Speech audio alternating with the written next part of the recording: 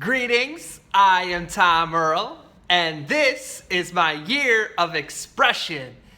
Have you ever had a goal or something you're really passionate about, only to have it go wah, wah, wah, wah, or it just kind of fizzles out?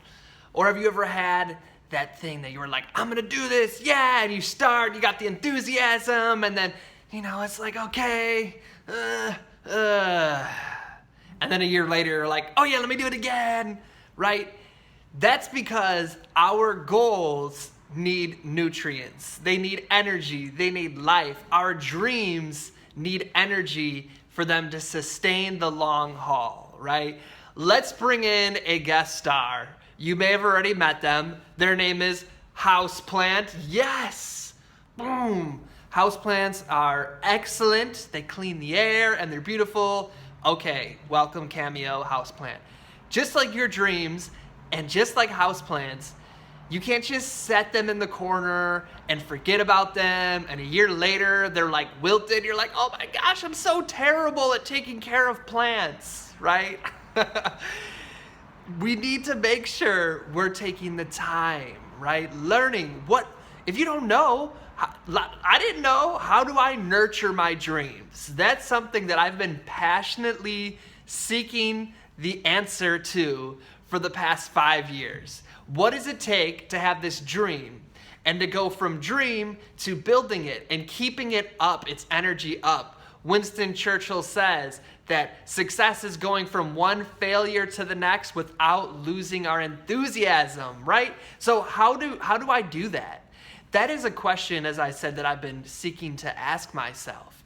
And it's a lot of the same thing that goes into taking care of a plant. You have to give it life, energy. One thing that I do, that my energy, is to surround myself with those who are seeking success and are on the journey of fulfilling their dreams. That could look like people who are around me in my headphones, people who are around me in shows and movies and documentaries I'm watching. And that's also the people who are my immediate friends and family and people who we're trying to improve ourselves. Also, hearing inspiring stories helps. I just heard this great story of an author I really like. So this author had this dream of writing a book, and they were about to start, and one of their parents died. And it really led to them it interrupted everything as the death of a family member does. So they decided, I'm gonna go to Portugal and I'm gonna teach there for a year and I'm gonna give myself time to write. So they went to Portugal, gave themselves time to write, but the writing didn't come. Why? They fell in love, they had a kid, and then as quickly as they fell into love, they fell out of love.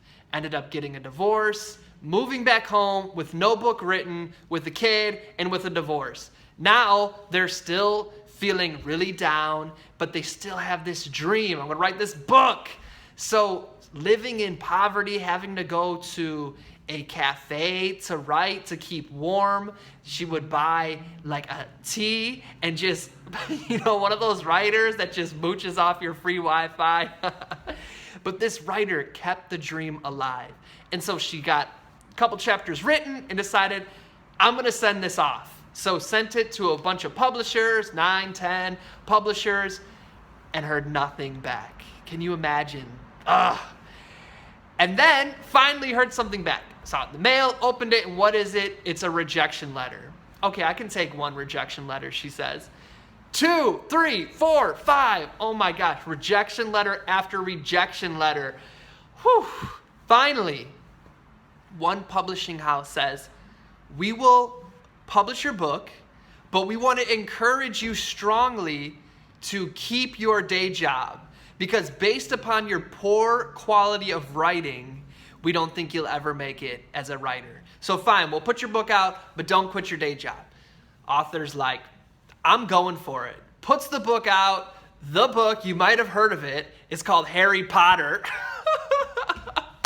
The author, J.K. Rowling. Oh my gosh. I heard this for the first time this week, and that story blew my mind. And how many stories have we heard on YouTube? They have them as the almost failures, right? The Beatles were told you have no place in the music industry. You ever heard of them? Michael Jordan cut from his college basketball team.